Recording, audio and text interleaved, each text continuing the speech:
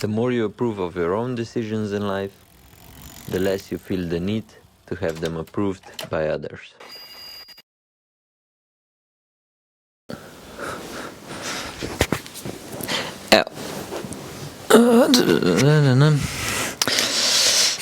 Evo, ko že rečem, da ne bom nič posnel, pa na videu podcastu Armstrong pride s parimi ven in tisti, ki gledate sam ta podcast, pejte rajš pogledat si tam, ko sta JB-ja, se pravi tam, ko Brunel komentira. Mislim, da pove dosti bolj zanimivih informacij, niso samo neko lapanje, tako da ja, meni je Brunel pač, kar se tiče taktike, ko govori, kaj vidi na dirki, kaj se dogaja, pejte si pogledati tisti podcast, res mi je dober, tudi zelo dober, v bistvu pokomentira to, kar je Armstrong rekel. Mislim, da je Hincapie tudi rekel, da v vseh teh letih bi mu lahko že, da bi lahko že jajca svoja najdel, tako da tam sem se res nasmejal. Ja, pač tudi komentarjev je polhan in na Facebook strani Združenje kolesarjev, kot je tudi na telih trecih, ne vem, pač ne vem, zakaj se folk toliko žiga v vse to. 20 let nazaj je bilo kolesarjev, ki so jih dobili na dopingu, pa so še vedno kolesarili zelo veliko. Zdaj praktično vsaj od teh boljših skoraj zelo redke, kaj obtožujejo oziroma da se sploh karkoli govori. Tako da jaz mislim, da kolesarstvo se kar dosti spucu in se niti ne bom ukvarjal preveč z dopingi. A je kaj kolesarjev, ki so trenutno v vrhu, nadnaravnih oziroma vozijo tako, ki nam pač ni čisto jasen, to definitivno je.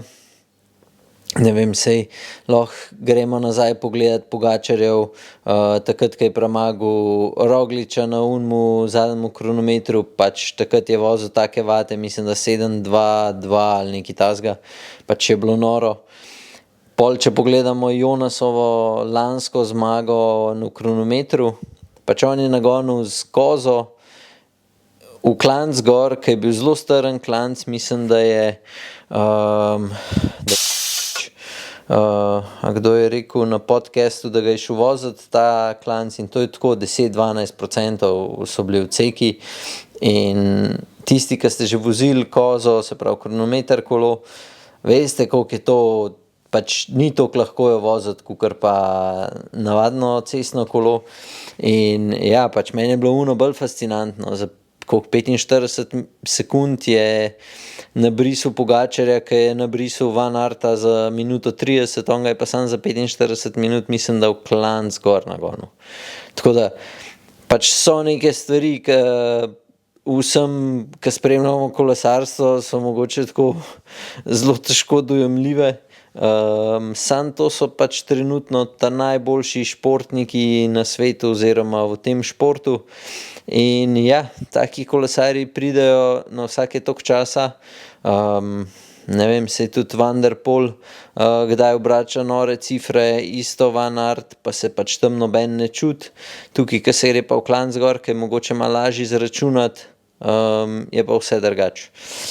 Tako da ne vem, tule bi mogoče, jaz definitivno se pridružujem komentarju Brunela, pač to je šport, imaš gor številko imaš zato, ker si na tekmi in če si tja postavljen, imaš sponzorje, ki te plačujejo, pač moraš zmagati. Jebi ga, to tako je, a so ostali zadovoljni ali ne, to ni tvoj biznis, pač s tem se ti ne ukvarjaš. Danes se mi zdi, da je bilo Pogačarju kar bed, ki je, ne vem, sledil in jaz sem sam upal, da ne bo Vingegaardu pustil pač zmage, ki pol, ne vem, bi kar v moji glavi bil kar tako malo, da je fuck off. Tako da sem bil ful zadovoljen, da je vsaj zadnjih 400 metrov odšprintal ga. Videli se je pol tudi, ko se je razpeljavil, da mu ni bilo lahko, da je bil zmatran, tako da ni tako, da se on pač nič ne matra. On gre isto v full tilt, sam pač njegov full tilt je pač ta 1-2% boljš, kakor so trenutno ostali, ali pa pač več procenta se nima veze. In za moje pojme je pravilno, da vedno zmaga najboljši in zelo dober, zato imam telefon klele, je na Twitter oziroma X je napisal Thomas de Gent, pa bom kar prebral v angleščini najprej. Why do people say it's greedy when a climber takes 4 wins, but not when a sprinter takes 4 wins? Se pravi, zakaj ljudje pravijo, da je pohlepno, če nekdo, ki je klancar, zmaga 4 etape, ki pa zmaga šprinter, pa ni pohlepen. Pač ne vem, kako bi še lepše opisal to, kar se zdaj dogaja v vseh komentarjih, v videih in povsod. Ne vem, vsi radi vidimo, da zmaga najboljši in če to zdaj Pogačar, jaz upam, da bo še 15 let najboljši, ali pa Roglič, ali pa Mohorič, pač kjerkoli od naših kolesarjev in da bomo pač videvali to slovensko slavje še dolg časa. Tako da folk komentira, da ne sme toliko zmagovati, pač tega ne razumem in ja, tako da mogoče bi ta del tle zaključil, tisti, ki hočete videti komentarje še, jaz bi vam svetoval, pejte pogledat Johana Brunela, se pravi JB Squared se imenuje, se pravi JB2, je pa Vidu, se pravi WEDU, se pa reče kanalu na YouTubu in ja. A pa bom dal jaz kar vpisno, bo mogoče najlažji, pa si lahko pogledate še tisti podcast. Kar se tiče Lensa pa Hincapja, kdaj pogledam, či sam zaradi tega in glih včeraj sem gledal, ko sta to govorila, ona sta mogoče to komentirala čisi z vidika, ko sta oba dva Američana, to bi ful pomenili za kolesarstvo v Ameriki in valjda, da sta hotela, da njun zmaga. Logično sta tudi malo kisla, kar se tiče Lensa in iz njegovih cajtov. Mislim, da je enkrat bilo zunaj, ko je Lens zmagal v 7 letih in ja, zame je še vedno zmagovalec pač unih turov, je mislim, da samo 2 kolesarja, da ju niso nikoli dobili na dopingu od vseh 7 zmag.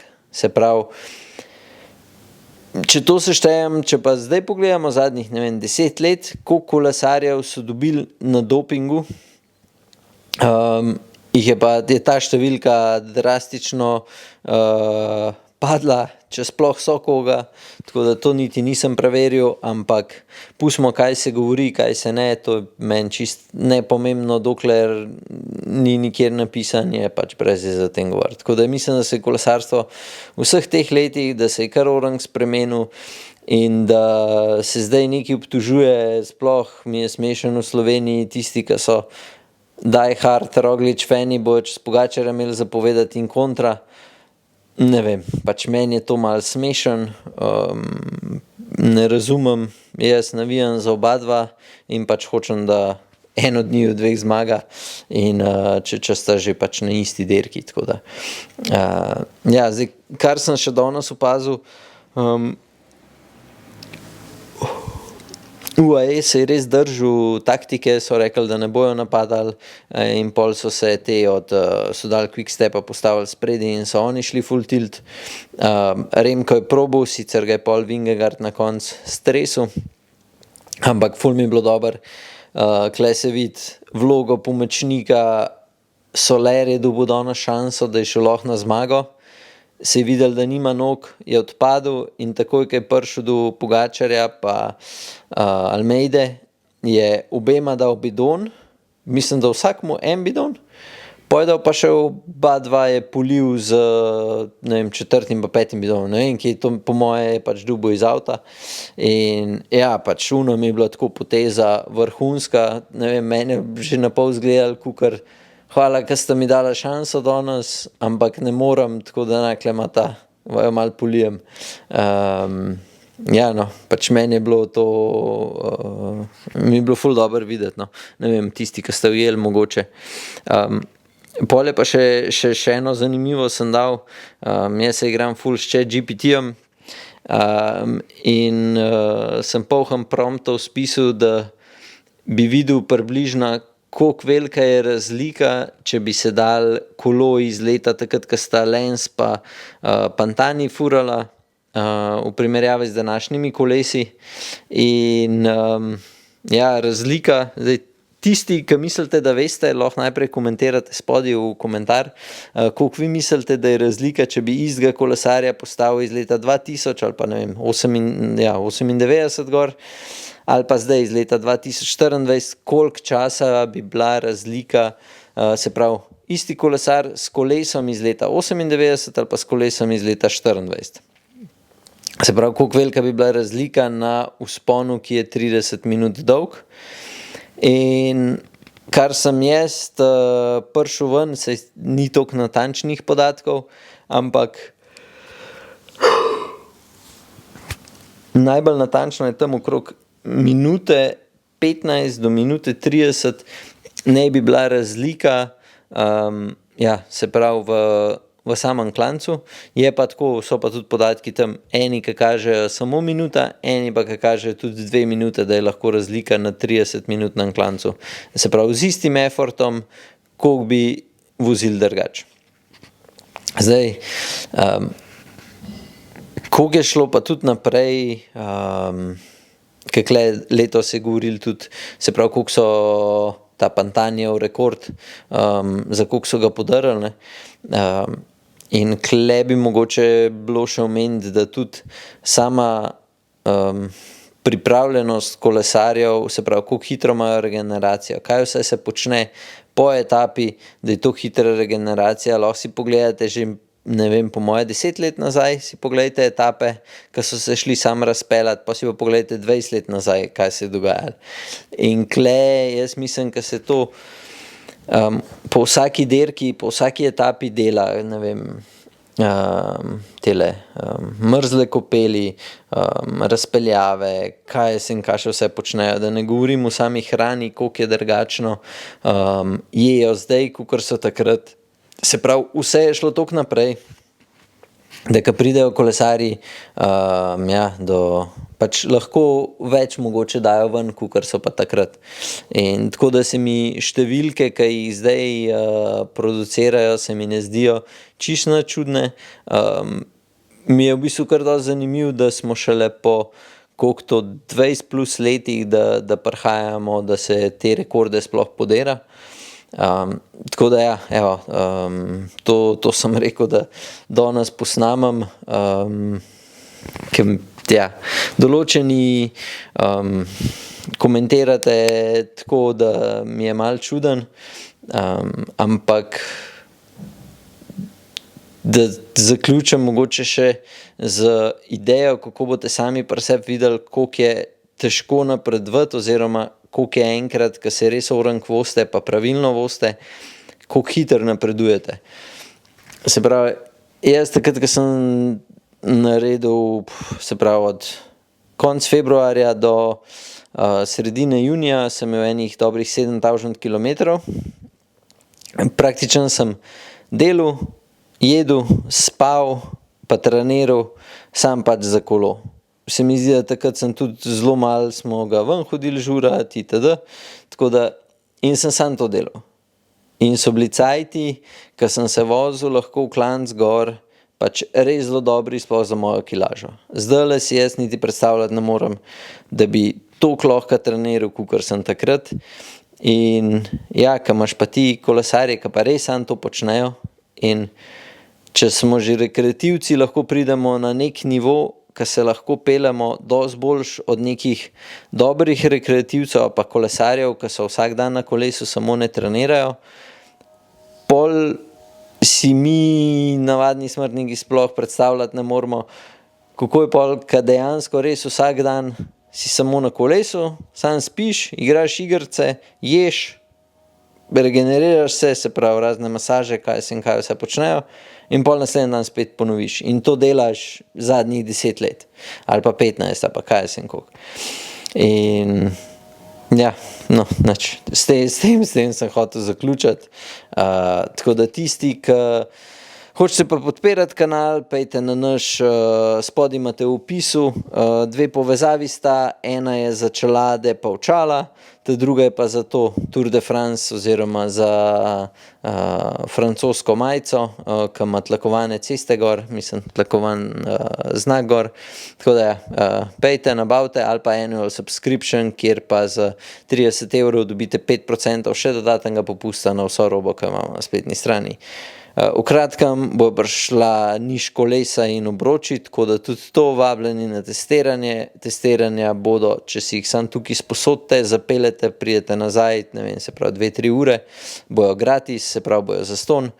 Tako da ja, dobrodošli, že zdaj se lahko prijavite za testiranje, zato ker polka pride, da bomo imeli vse pa zrihtam. Bo pa možno testiranje samo za ljudi, ki imate Shimano opremo, zato ker trenutno drugih ne bo. Če bi pa komplet bike testirali, tam pa itak ni panike.